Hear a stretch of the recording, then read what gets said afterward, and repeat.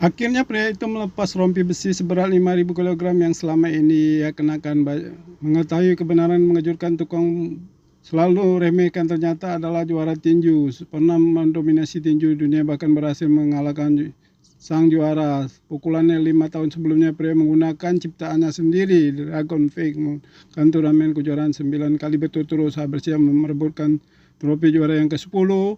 Dia dijebak dengan dikasih air minum. Pemilik pertandingan memutuskan membalas dendam kepada pelatihnya, menuduhnya secara palsu menggunakan zat terlarang sehingga dicabut.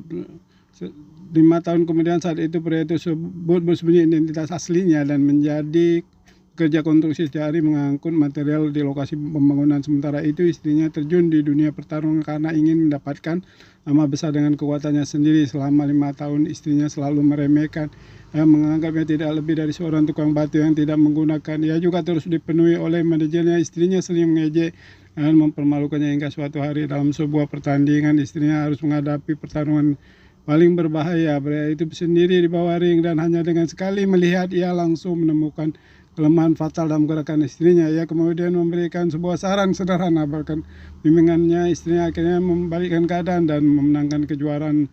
Namun saat paling itu adalah saat pidato kemenangannya, istrinya justru memberikan seluruh pujian kepada manajer di sampingnya, bukan kepada pria yang selama ini selalu membantunya. Setelah pertandingan yang memenuhi, pria itu memintanya bertantangan dan surat perceraian. Pria itu tersebut belum mengungkapkan identitas aslinya, tapi setelah melihat tatapan penuh ketidakpercayaan mata istrinya, ia memilih untuk tetap diam. Ia kemudian mengambil barang bawaannya bersiap pergi, namun pada saat itu sekelompok orang tiba-tiba menerobos masuk tempat latihan tinju. Mereka ingin mengambil alih tempat tersebut secara paksa.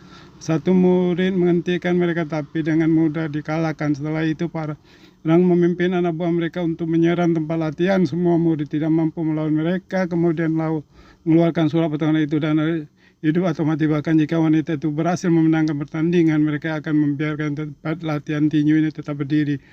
Itu langsung mengetahui semuanya hanyalah jebakan, tapi istrinya mengira dia hanya takut dan ragu. Istrinya menandatanganinya surat pertarungan hidup dan mati tersebut. Lawan mereka kirim ternyata adalah mantan juara tinju. Begitu melihatnya, pria itu langsung mengenalinya. Dialah petinju yang pernah dikalahkannya sebelumnya. Namun dalam ring istrinya benar-benar terkalah telak. Pria itu menyarankan agar istrinya menyerah dan membiarkannya pertarungan menghentikannya. Istrinya mengejeknya, mengatakan bahwa dia hanyalah tukang batu. Ia memilih untuk terus bertarung. Detik berikutnya lawannya melayangkan pukulan keras dan membuatnya langsung terjatuh ke lantai dan mengakhiri pertandingan. Pria itu tidak sanggup lagi, hanya berdiri dan melihat istrinya disakiti.